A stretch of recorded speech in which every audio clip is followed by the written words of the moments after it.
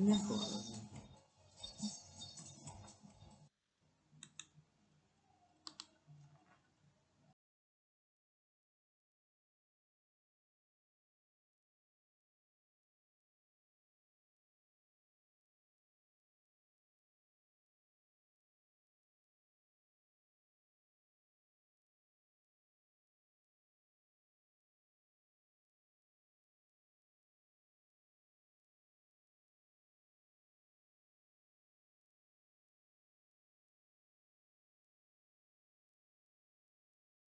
Olá, crianças, tudo bem com vocês? Hoje nós vamos ouvir um pouquinho sobre o relevo terrestre. Nosso planeta está em contínuo movimento, e não é só o de rotação e translação, mas, sobretudo, na transformação da superfície por meio dos chamados agentes internos ou endogênios e dos agentes externos ou exogênios. É sobre o relevo que as sociedades constroem e transformam seu espaço geográfico. É nele que estão os campos e as cidades.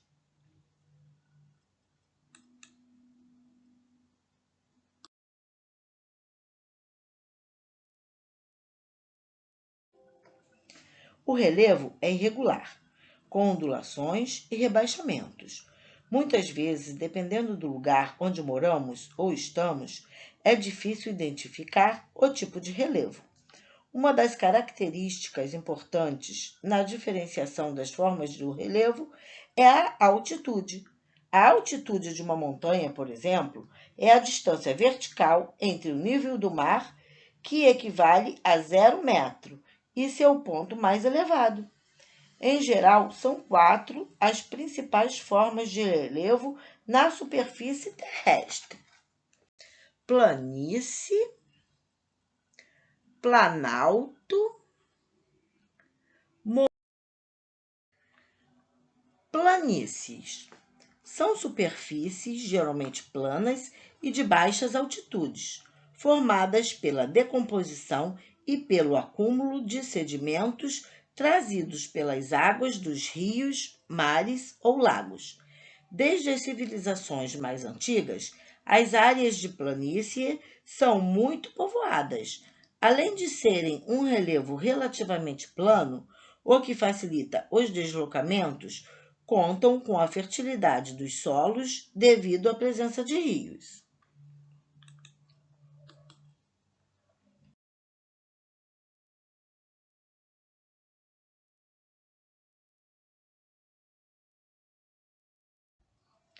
Planaltos são terrenos mais elevados que as planícies, apresentando variadas altitudes.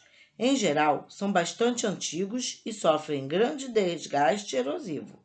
Esse tipo de relevo é representado sob forma de morros, serras e chapadas, superfícies com topo plano. Assim como as planícies, os planaltos tendem a ser áreas de maior ocupação humana.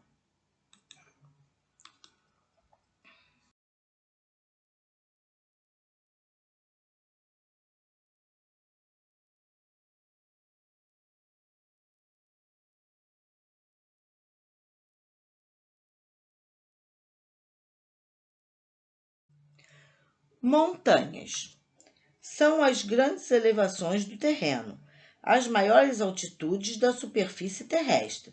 Apresentam diversas características, como o relevo acidentado e pouco desgastado. As montanhas mais jovens são originadas dos movimentos orogênicos. Também existem as montanhas mais desgastadas, que se formaram há centenas de milhões de anos e hoje são mais baixas devido à atuação dos ventos, das chuvas que as modelaram.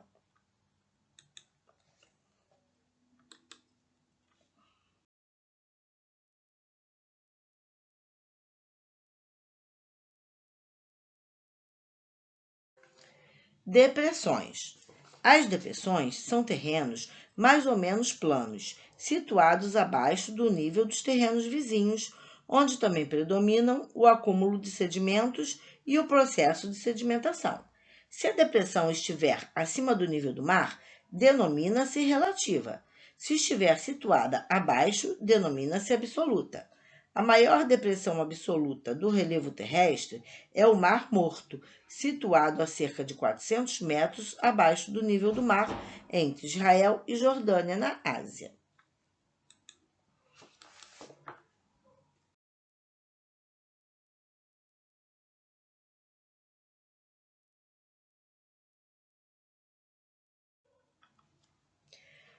No mapa, podem ser verificadas as diferentes altitudes da superfície terrestre, ou seja, aquelas que estão acima do nível do mar.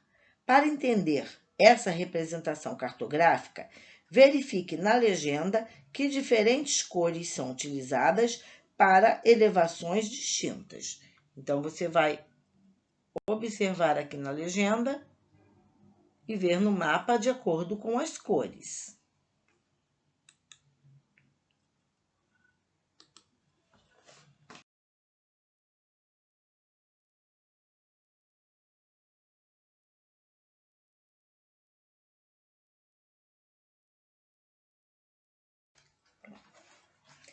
Atualmente, dos 510 milhões de quilômetros quadrados da superfície do planeta, apenas 149 milhões constituem terras emersas, enquanto os 361 milhões restantes constituem os mares e oceanos. Em todos os continentes de hoje, temos registros de antigos mares. As grandes cadeias das montanhas são constituídas de rochas sedimentares marinhas, nas quais são encontradas conchas e outros restos de animais marinhos.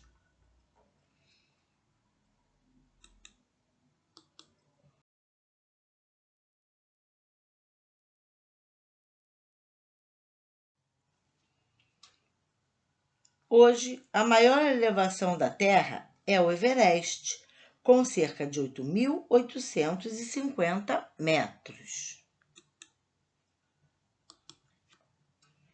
A maior depressão ou fossa da crosta é a Fossa das Marianas, no Pacífico, com 11.033 metros de profundidade. Assim, o maior desnível da crosta é superior a 20.000 metros. Caso a Terra fosse plana, toda a sua extensão estaria coberta por um oceano único com uma profundidade de 2.700 metros.